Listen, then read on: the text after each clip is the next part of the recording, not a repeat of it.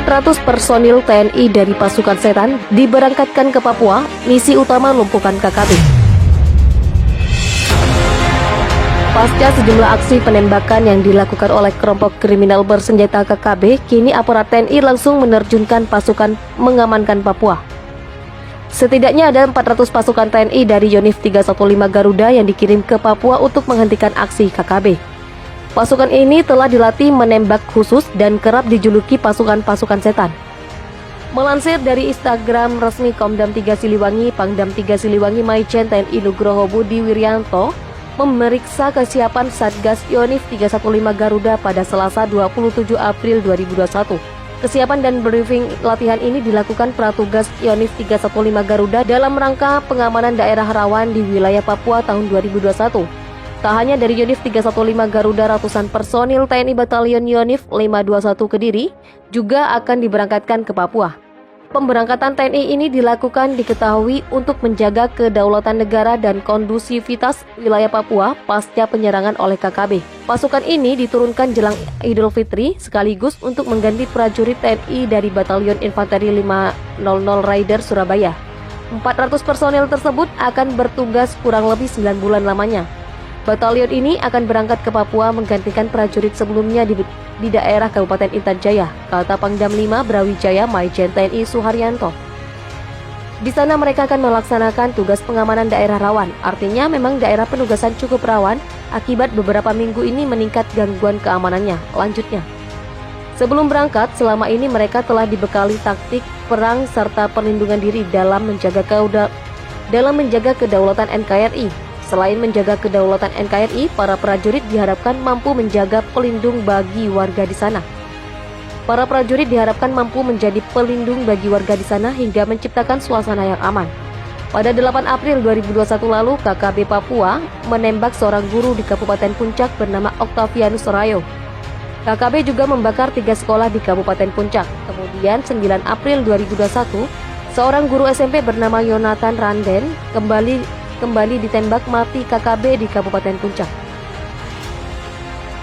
Seorang pengemudi ojek bernama Udin lantas ditembak di area Pasar Ilaga, Kabupaten Puncak oleh KKB pada 14 April 2021. Tanggal 15 April KKB menembak mati seorang pelajar SMA di Kabupaten Puncak bernama Ali Mom. Teranyar Kabinda Papua Brigjen TNI Igusti Putu gugur dalam kontak tembak di sekitar Puncak Papua. Korban tewas di distrik Boga, Puncak Papua pada 25 April 2021. Kemudian Baratu Ikomang Wiranata, anggota Resimen 3 Pelopor Brimob Polri, meninggal saat kontak tembak dengan kelompok kriminal bersenjata KKB di distrik Ilaga Utara, Kabupaten Puncak, Provinsi Papua, Selasa 27 April 2021.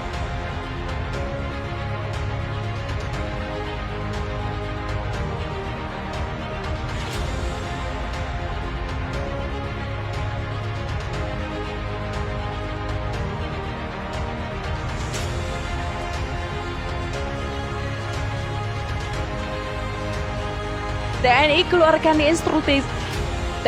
keluarkan instruksi tegas, KKB Papua siap ngompol. Kepala Pusat Penerangan TNI Mayor Jenderal Ahmad Riyad mengatakan bahwa TNI siap membantu polisi menangkap seluruh anggota kelompok kriminal bersenjata atau KKB di Papua.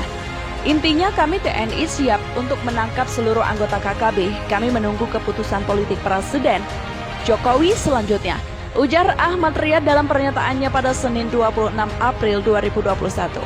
Lebih lanjut, menurut Ahmad Riyad, selama ini TNI dan Polri sudah bekerja sama secara baik untuk menangkap anggota kelompok bersenjata di Papua yang sering menembak aparat negara dan warga. Tidak hanya itu, Ahmad Riyad juga menambahkan bahwa KKB telah menghilangkan nyawa aparat dan warga dengan cara yang kejam. Terkait kemungkinan operasi besar-besaran di Papua untuk menangkap seluruh anggota kelompok bersenjata, TNI tetap menunggu keputusan politik selanjutnya dari pemerintah, terangnya. Sebelumnya Presiden Joko Widodo atau Jokowi juga memerintahkan Panglima TNI Marsikal Hadi Cahyanto serta Kapolri Jenderal Listio Sigit Prabowo untuk menangkap seluruh anggota kelompok bersenjata setelah serangan yang menewaskan Kepala BIN Daerah Papua Brigadir Jenderal TNI Igusti Putu Dani Minggu 25 April 2021 di Beoga, Kabupaten Puncak, Papua. Jokowi juga juga menegaskan tidak ada tempat bagi kelompok kriminal di tanah air, termasuk Papua.